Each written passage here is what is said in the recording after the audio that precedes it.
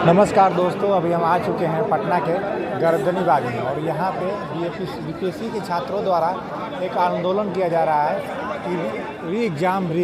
आपको बता दें कि बीपीएससी का कुछ दिन पहले परीक्षा हुआ था और उस परीक्षा में धांधली हुई है। इनका मानना है कि परीक्षा में धांधली हुई है, इसलिए आपको बता दें पीछे खान सर जो हैं, नवीन सर हैं, ये स्टूडेंट काफ़ी छात्र यहाँ पे इकट्ठे हुए। आइए हमारे छात्र हैं, इनसे बात करेंगे। क्या नाम है भैया आपका? हमारा नाम विकी कुमार है भैया।